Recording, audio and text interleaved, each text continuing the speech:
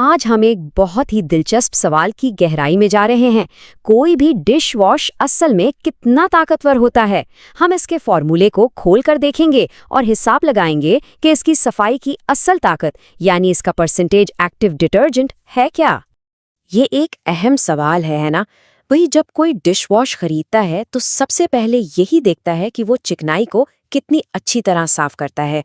अक्सर हम सिर्फ अज्जा की फहरिस्त देखकर अंदाज़ा लगाते हैं, लेकिन असल सफाई की ताकत तो एक खास नंबर में छुपी होती है।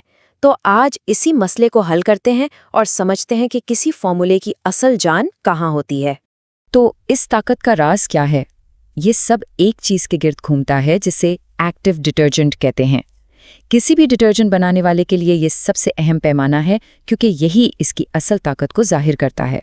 चलिए इसे यूं समझते हैं, जैसे केक बनाते हुए आटा और चीनी एक्टिव अज्जा हैं जो उसे केक बनाते हैं। बाकी चीज़ें जैसे वनीला एसेंस सिर्फ मदद करती हैं। बिल्कुल इसी तरह एक्टिव डिटर्जेंट या एडी फॉर्मूले का वो हिस्सा है जो असल काम यानी सफाई करता है।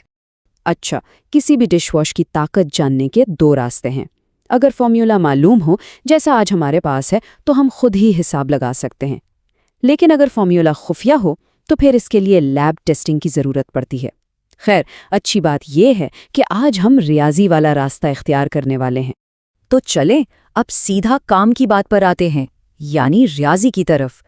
हम एक मिसाल के तौर पर एक फॉर्मूला इस्तेमाल करेंगे ताकि ये पूरा अमल आसानी से समझ में आ जाए। तो ये रहा हमारा सैंपल फॉर्मूला। याद रहे, ये सिर्फ सीखने के लिए है। यहाँ सल्फ्यूनिक एसिड, SLES और बाकी चीज़ें नज़र आ रही हैं, लेकिन यहाँ सबसे अहम कॉलम मिकदार और एक्टिव परसेंटेज वाले हैं। यही वो नंबर्स हैं जिनकी हमें आगे ज़रूरत पड़ेगी। तो हमारा पहला कदम ये है कि हम अज्जा को दो टीमों में बांट लें।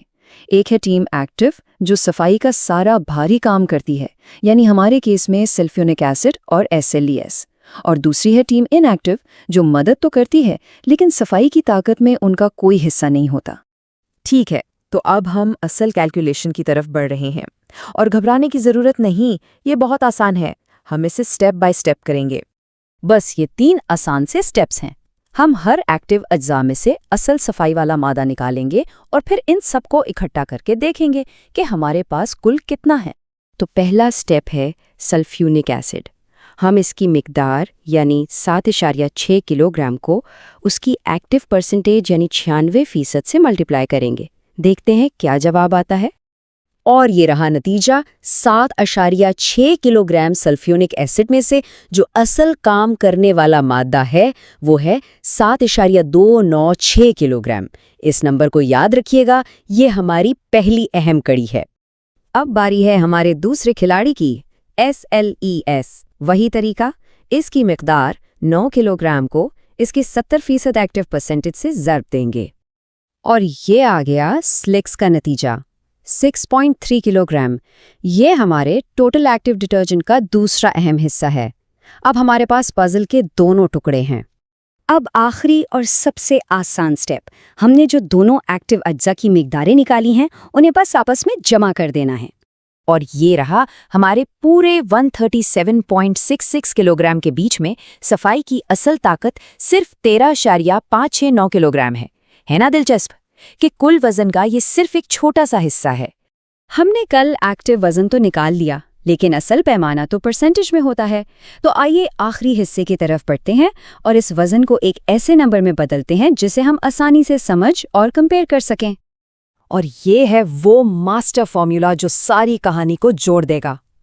हम कल एक्टिव डिटर्जेंट को पूरे बैच के वजन से डिवाइड करेंगे और फिर उसे 100 से मल्टीप्लाई कर देंगे ताकि हमें वो जादुई परसेंटेज मिल सके।